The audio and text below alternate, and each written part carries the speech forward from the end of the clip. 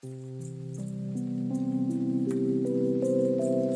Everyone, welcome to the channel mystic tarot. ये monthly reading है, अगस्त का महीना है नया, और हम देखेंगे कि एक्वेरियस, सन, मून और असेंडेंट लोगों के लिए क्या सिचुएशन है। करियर और रिलेशनशिप के हिसाब से कार्ड्स यहाँ पे ड्रॉ हुए हैं। एडवाइस के कार्ड्स भी उसी अंदाज में मौजूद हैं। तमाम रीडिंग्स जो यूट्यूब के ऊपर मैं अपलोड करती हूँ वो जनरल रीडिंग्स होती हैं। हो सकता है कि वो आपसे पूरी रेजोनेट करें और हो सकता है वो पार्शली रेजोनेट करें, और ये भी हो सकता है कि ना करें। तो अगर आप पर्सनल रीडिंग कराना चाहते हैं तो आप उसके लिए नीचे दिए हुए नंबर के ऊपर रब्ता कर सकते हैं। रीडिंग्स को लाइक करना, चैनल को सब्सक्राइब करना मत भूलिएगा। चलें जी, यहाँ पे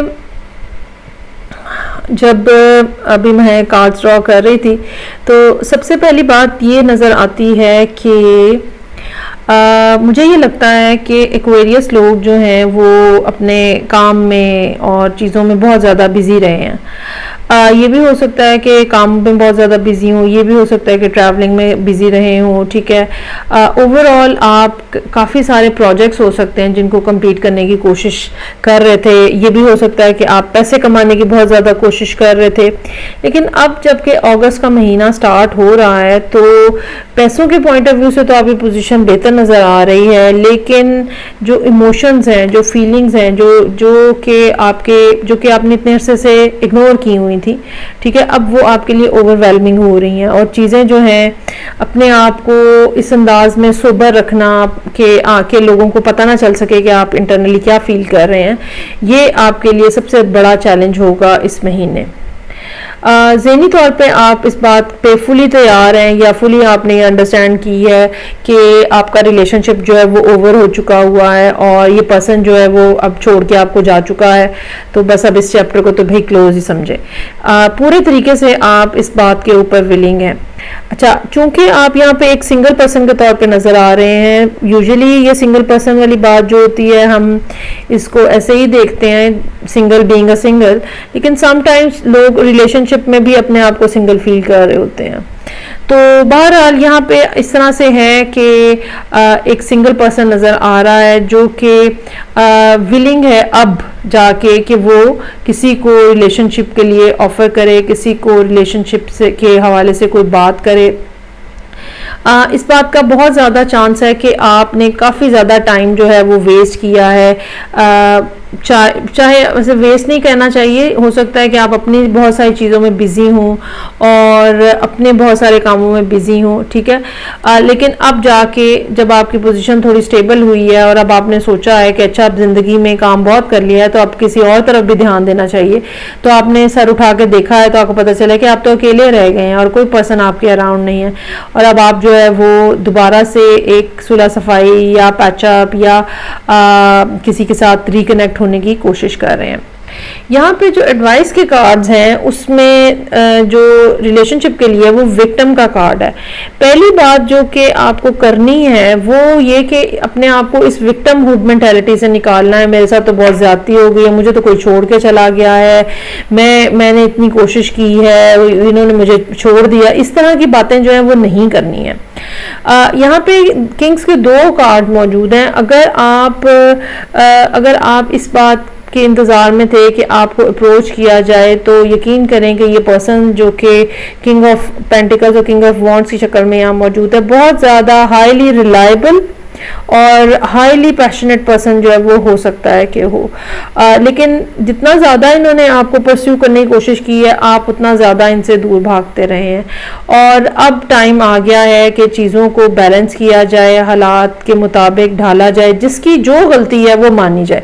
जस्टिस जो है यहाँ पे वो इस बात पे यहाँ पे पॉइंट आउट कर रहा है कि अगर आपने गलती की है तो फिर आपको उसका खमियाजा भुगतना पड़ेगा, और जिसने जो कुछ गलत किया है उसको नतीजा जो है वो देखना पड़ेगा।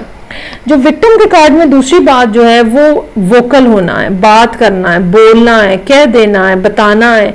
आप ये नहीं कर सकते कि आप कुछ मुंह भी ना खोलें और चीज़ें जो हैं वो सॉर्ट आउट हो जाए, ऐसा नहीं होगा।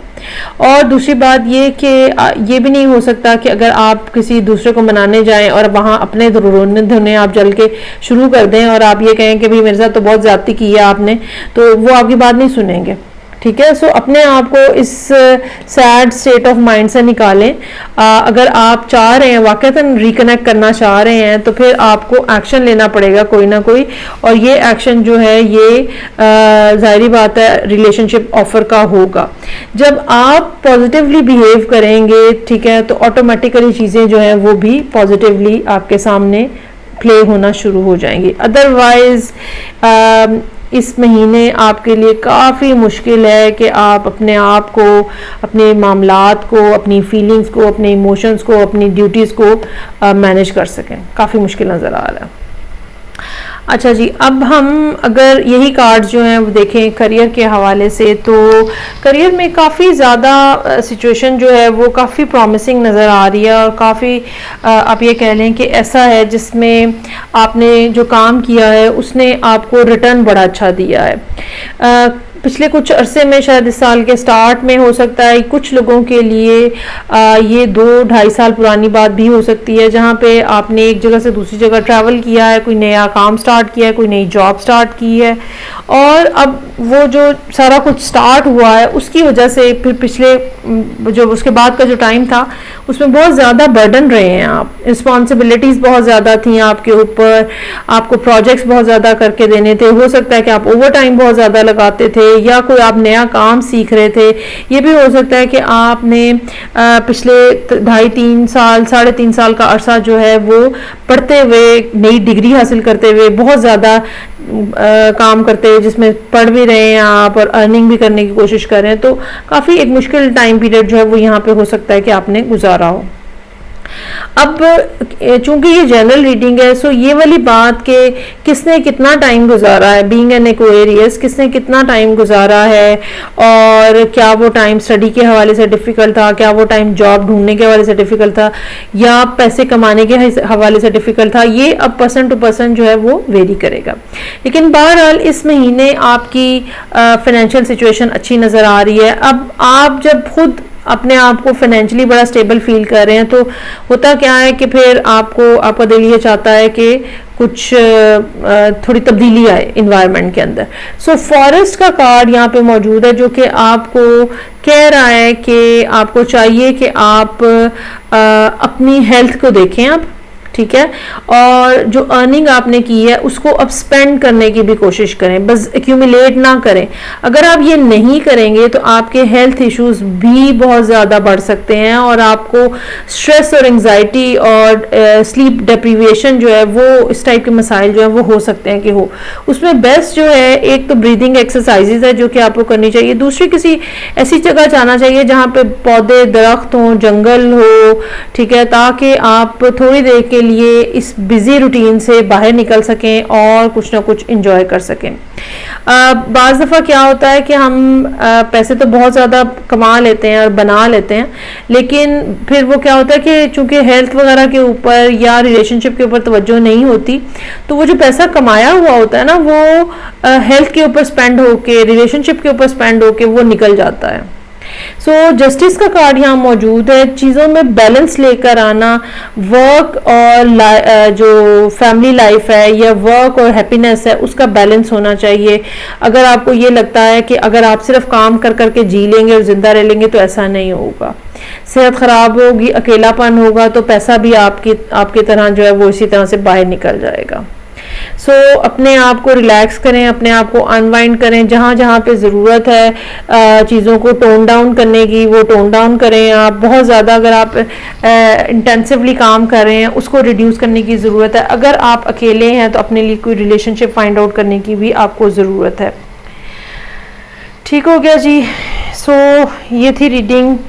लॉसेस के बारे में मत सोचिएगा, कारोबार की बात है, जॉब की बात है, तो लॉसेस के बारे में मत सोचिएगा। आपके माइंड के अंदर कंप्लीट इस टाइम पे जो सिचुएशन है वो लॉसेस के बारे में है कि अगर ये किया तो लॉस हो जाएगा, ये किया तो लॉस हो जाएगा, ये मत सोचें। अपनी सेहत के बारे में सोचें इस टाइम के ऊपर। चलें जी, फीडबैक का मुझे इंतज़ार रहेगा। मैं आपसे नेक्स्ट रीडिंग साथ फिर मिलूंगी। अपना बहुत ज़्यादा ख्याल रखिएगा। खुदा हाफिज़।